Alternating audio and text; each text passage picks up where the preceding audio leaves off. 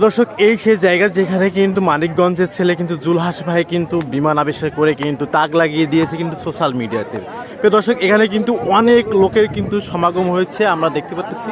দেখেন, বিভিন্ন জায়গা থেকে কিন্তু অনেক লোক শুধুমাত্র এই বিমানটি কিন্তু দেখার জন্য আসছে।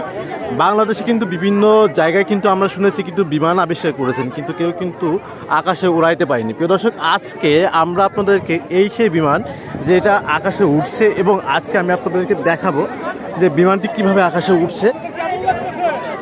আমরা একটু ভিতরে যাই, দেখাই। তো দর্শক, এই সেই বিমান, যে বিমান মানিকগঞ্জের ছেলে জুলহাস ভাই কিন্তু আবিষ্কার করেছেন।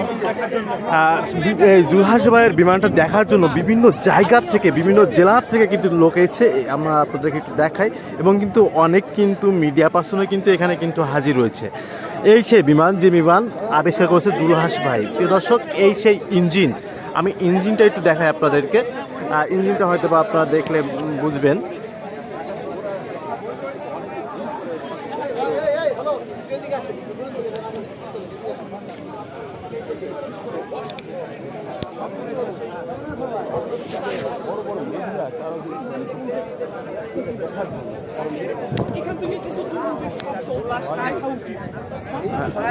এই সেই মানে ইঞ্জিন, এই ইঞ্জিনটা কিন্তু, এই ইঞ্জিনের দ্বারাই কিন্তু এই বিমানটি কিন্তু আকাশে কিন্তু উড়বে। প্রিয় দর্শক,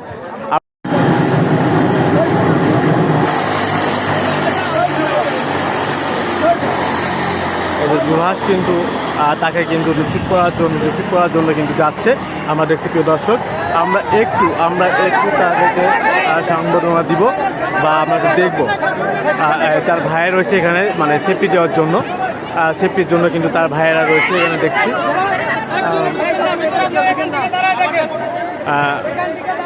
সিকিউরিটির জন্য কিন্তু, প্রিয় দর্শক, এখানে কিন্তু সিকিউরিটির জন্য কিন্তু রয়েছে। এই যে পাইলট কিন্তু বেরোচ্ছেন,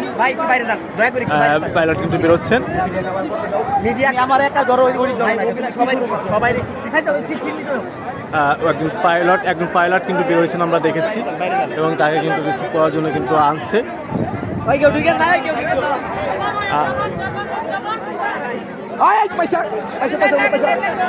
এই যে তাদেরকে রিসিভের জন্য